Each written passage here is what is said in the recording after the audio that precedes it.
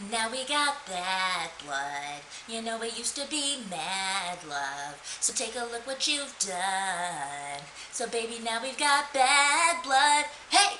Now we got problems, and I don't think we can solve them. You made a really deep cut. 'Cause baby, now we got bad blood. Hey! Hey guys, Aleu here, and we are getting dangerously close to Halloween now, which means this video is going to be a little bit gruesome.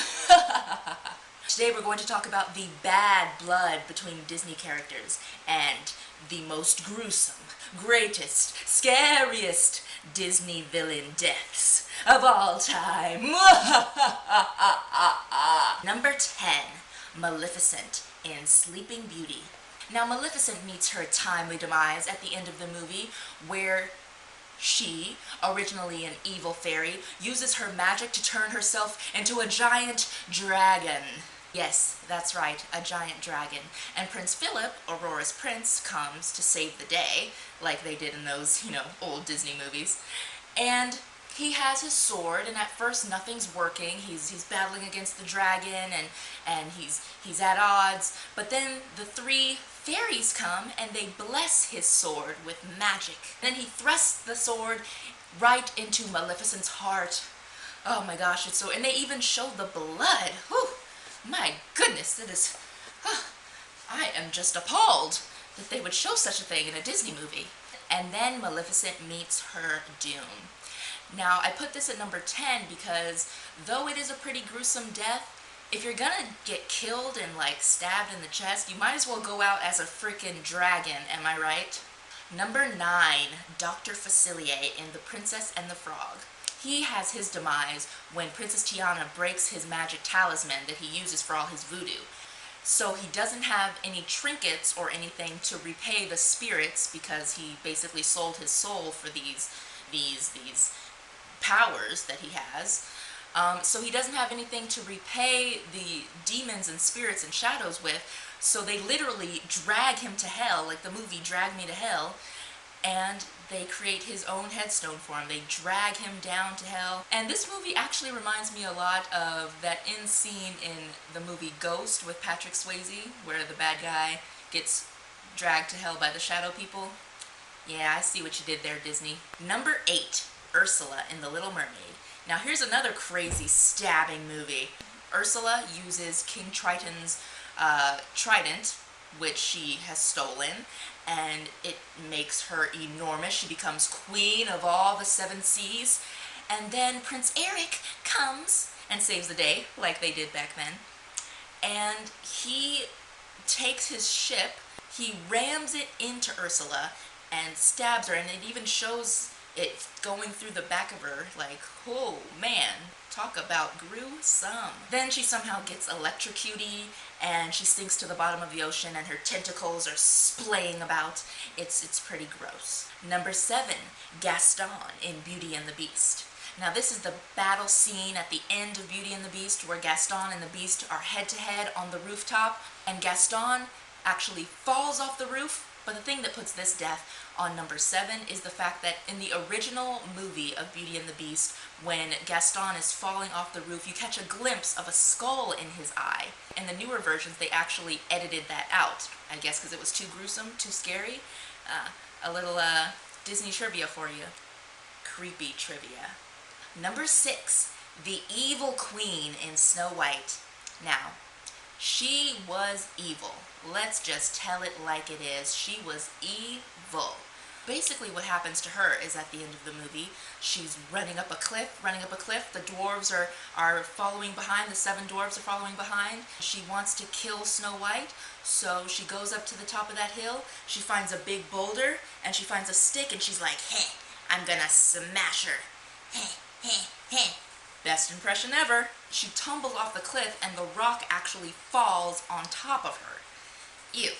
And the thing that makes this creepy, the reason why it's number 6, is because there are these vultures that are the whole time following, creeping, waiting for someone to die.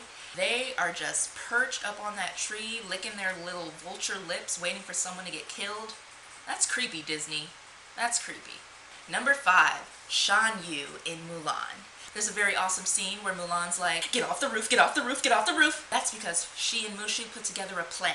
Mulan stabs Shan Yu's cloak and pins him on the roof. And then they light up the fireworks and boom! He gets blown off the roof into more fireworks and explodes into oblivion. It's not really that gruesome, but it's a hell of a way to go out. Exploding in fireworks and making a beautiful display in the air. Yeah, that was pretty cool actually. Number 4, Roscoe, DeSoto, and Sykes in Oliver and Company. Now this is one of my favorite movies of all time. I always thought this death scene was so gruesome and so epic, especially since 2 dogs are involved. DeSoto and Roscoe are Sykes' 2 evil Dobermans. So when Roscoe, DeSoto, and Sykes are chasing after Oliver and Fagin in the subway, Dodger comes to save the day, and he essentially throws Roscoe and DeSoto off of the subway. And for those of you who know anything about the subway, you know, you hit that middle track and you are electrocuted. So the 2 dogs basically got electrocuted to death. But wait, there's more. So then when they're going up the bridge, the good doggies, Jenny, Oliver, and Fagin are going up the bridge, and Sykes is so angry that he runs his car through the subway, up onto the bridge. He burns his tires out. He eventually catches up with them, but then they are on this little buggy cart, and they hop up on the railing of the bridge, leaving Sykes alone, and the train hits him. Now that is very violent. Number 3, Clayton in the movie Tarzan. Now this is one that a lot of people missed, and I missed it too the first time around that I saw Tarzan, because I was just a wee thing. But in this movie, Clayton and Tarzan are battling throughout the vines. Clayton is cutting the vines, cutting. Tarzan's evading him and running through the vines because he knows the jungle way better than Clayton does. So Clayton's cutting through the vines, and finally he cuts all but one vine around his neck, and then he falls, and then he hangs himself. Like, what in the world? And the creepy part about it is there's thunder and lightning, and in the background, if you look to the left, you can see Clayton's body hanging, the shadow of Clayton's body hanging from the vines. Now that's gruesome, Disney. That's gruesome. Number 2, Scar in The Lion King. Because everyone likes some good old cannibalism. Well, I guess it's not really cannibalism if it's one species eating another species, but anyway. Before I get ahead of myself, hopefully all of you guys out there remember The Lion King. In the ending scene, Scar and Simba have their big battle. But Simba is a caring, kind lion. He doesn't believe in killing people. He doesn't kill Scar. He knocks Scar off this little tiny cliff into a little mini gorge. And you know who kills him? His own hyena friends. Because they overheard what he was saying when he was pleading for mercy, and he was talking all that ish about, it was the hyenas, they made me do it. Best impression ever. So the hyenas get pissed, and they get hungry, and they basically tear Scar to pieces, and that's pretty gruesome. That's gruesome though.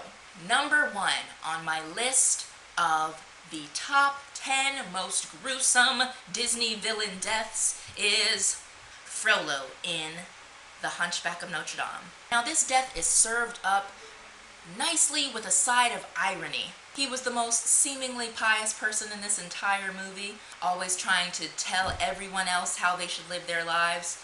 And at the end of the movie, when Esmeralda escapes his burning fire death, with Quasimodo, they find themselves again up on a large structure. This seems to be a kind of a pattern with Disney. He finds himself up on the top of Notre Dame, looking Quasimodo and Esmeralda in the eye, and he says, "And he shall smite the wicked and cast them into the burning pits of hell." Best impression ever! And guess what? That's exactly what happens to him. The statue that he's standing on cracks, and he falls into the burning pits of Paris, because Paris is burning because of him, and he dies. So yes.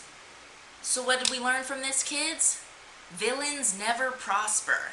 And you never want to have bad blood with a Disney character, because if you do, You'll be sorry. Now we've got problems, and I don't think we can solve them. You